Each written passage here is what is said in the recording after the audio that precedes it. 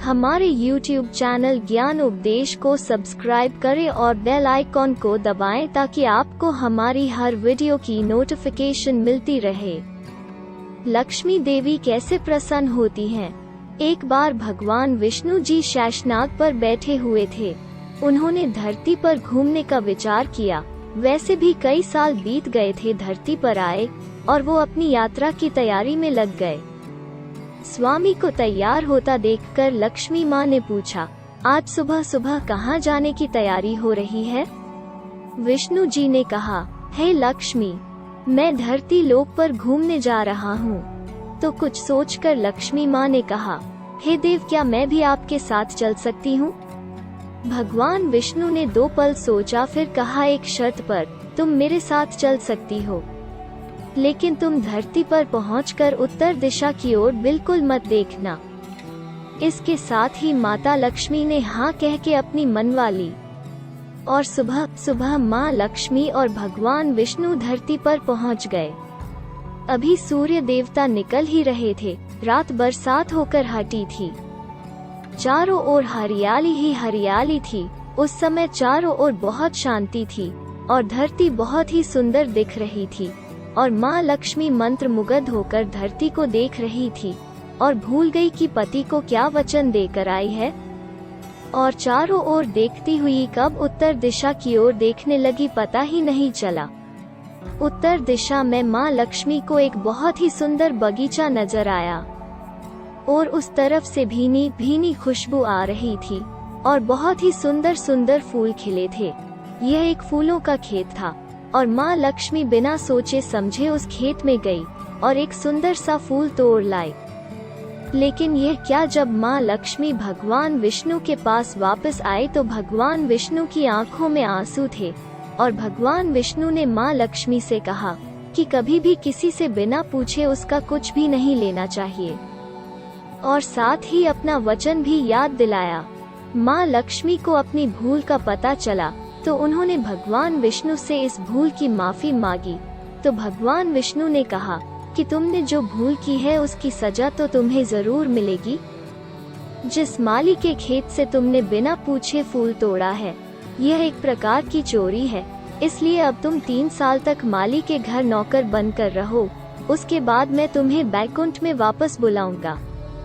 माँ लक्ष्मी ने चुपचाप सर झुकाकर हाँ कर दी और माँ लक्ष्मी एक गरीब औरत का रूप धारण करके उस खेत के मालिक के घर गई। घर क्या, एक झोपड़ा था और मालिक का नाम माधव था। माधव की बीबी, 2 बेटे और 3 बेटियां थी। सभी उस छोटे से खेत में काम करके किसी तरह से गुजारा करते थे। माँ लक्ष्मी जब एक साधारण और गरीब औरत बनकर माधव के झोपड़े पर गई तो माधव ने पूछा, बहन तुम कौन हो और इस समय तुम्हें क्या चाहिए?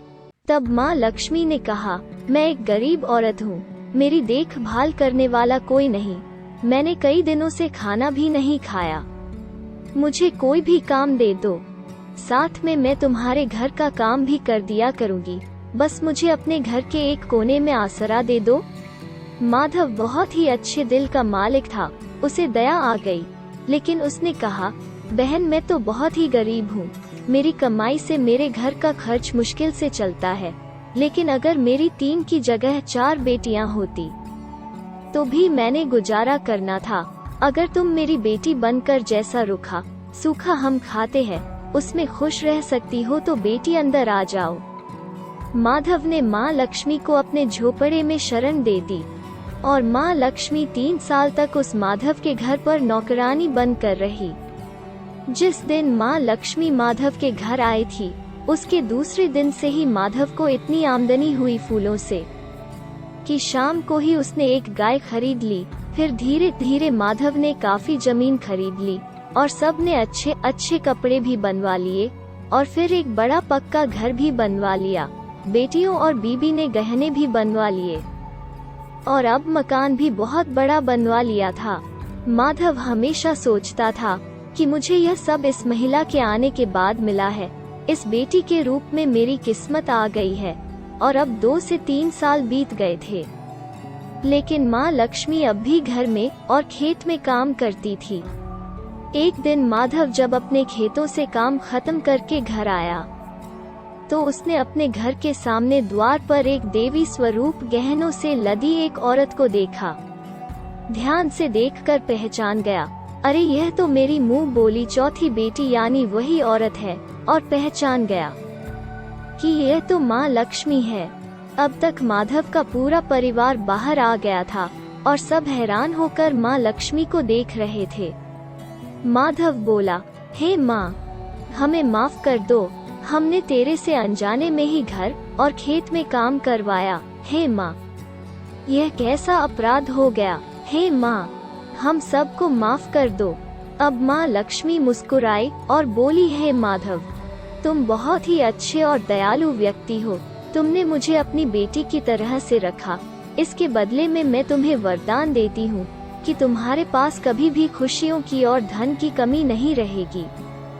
तुम्हें सारे सुख मिलेंगे जिसके तुम हकदार हो। और फिर माँ अपने स्वामी के द्वारा भेजे रथ में बैठकर बैकुंठ चली गईं।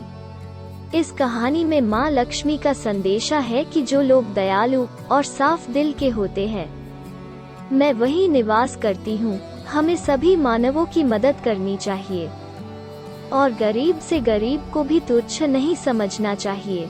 अगर ये वीडियो आपको अच्छी लगी तो इस वीडियो को शेयर करें और हमारे YouTube चैनल ज्ञान उपदेश को सब्सक्राइब करें।